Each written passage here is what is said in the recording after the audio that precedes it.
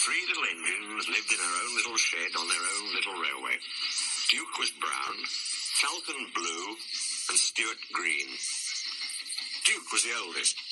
He had been the first engine on the line, and named after the Duke of Sodor. He was proud of this, and wanted everything just so. Whenever the others did anything they shouldn't, he would say, "That would never suit his grace."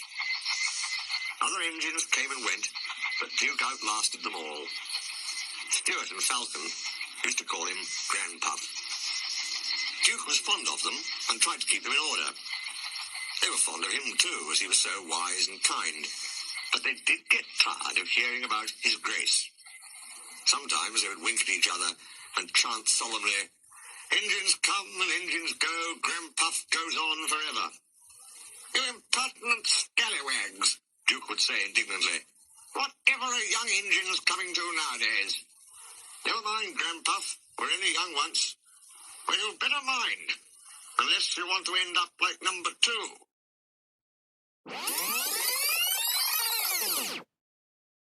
Hey, that's my spot. Sorry about that. "Oh, Grandpuff, whatever happened?" "Number 2, said Duke, "was American and very cocky.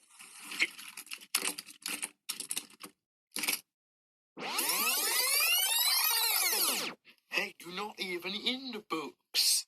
Only I am. No, you're not. You're just a whip-off of me. He rode roughly and often came off the rails. I warned him to be careful. "Listen, bud," he drawled. "In the States, we don't care a dime for a few spills." "We do here," I said. But he just laughed.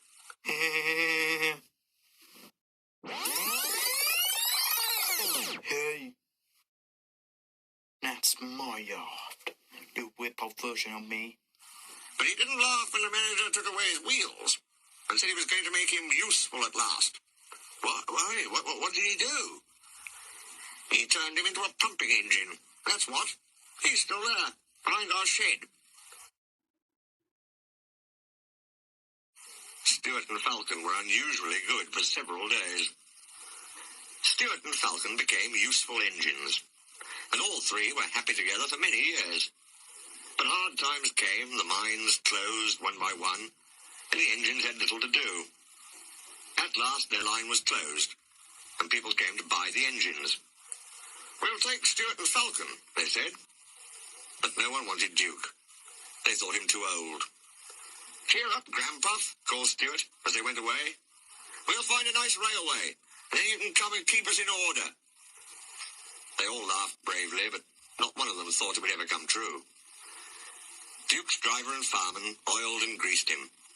They sheeted him snugly and said goodbye. They had to go away and find work. Duke was alone, locked up in the shed. "Where's his grace?" he wondered. "It's not like him to forget me." But his grace had been killed in the war. What? It's about Stuart and Falcon. Yes, you're right. They came to the Thin Controllers Railway. He gave them new coats and new names. Stuart became Peter Sam, and Falcon, Sir Handel. They prefer their new names. That was a long time ago, but they never forgot Grandpuff, and often talked about him when alone. They were excited to hear that the Duke was coming to Skarloey's and Renias's 100th birthday, but most disappointed with the Duke who actually came, for he was only a man. But we must say no more, or we'll spoil the next story. Bother. Hey. Huh?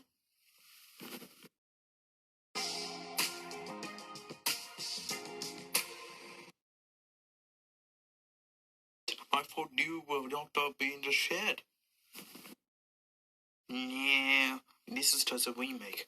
Right, Dragon Boy? Okay.